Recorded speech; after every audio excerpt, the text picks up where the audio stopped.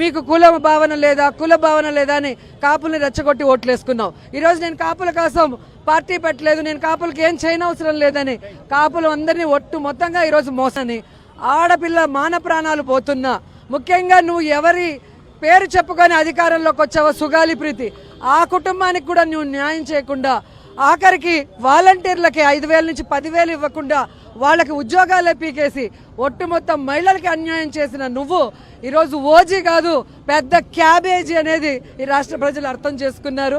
So ఈరోజు రైతులు, మహిళలు, నిరుద్యోగులు, విద్యార్థులు జగన్మోహన్ రెడ్డి గారి పరిపాలనే బెస్ట్ పరిపాలన.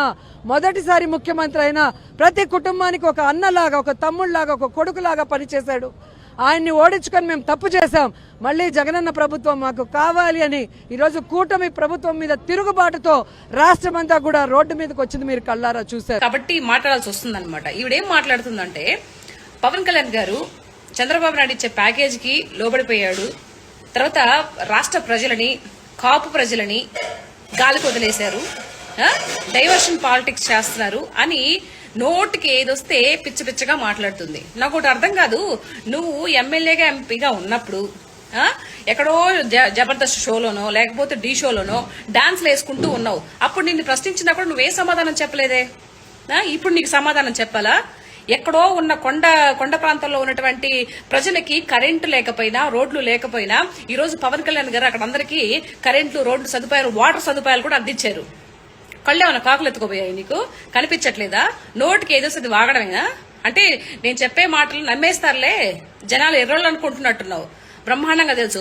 మళ్ళీ ప్యాకేజ్ ఇస్తారు అంటున్నావేంటి? నిజాయితీ పరులు నెంబర్ 2 స్థానంలో ఉన్నారు. మీ జగన్ ఎన్నో స్థానంలో ఉన్నారు ఒకసారి చూసుకో. నువ్వే స్థానంలో ఒకసారి చూసుకో.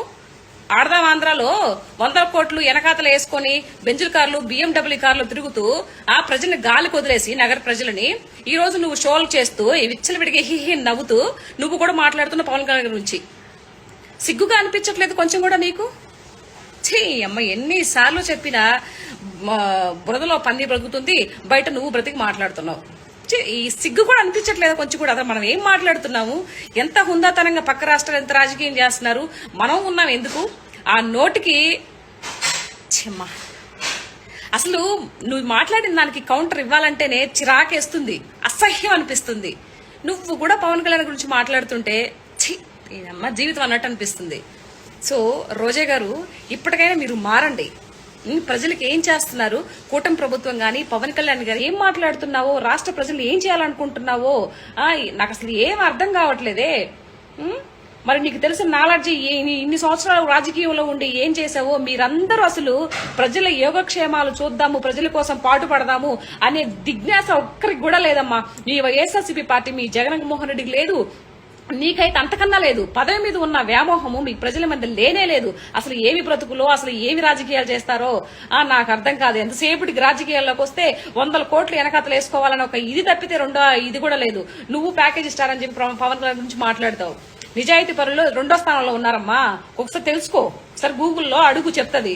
నువ్వు కూడా ప్యాకేజీ గురించి మాట్లాడుతున్నావు. ప్యాకేజ్ తీసుకుని నువ్వు మీ అన్న దగ్గర నుంచి, మీ జగన్మోహన్ రెడ్డి దగ్గర నుంచి ప్యాకేజ్ తీసుకొని మాట్లాడుతున్నది నువ్వు.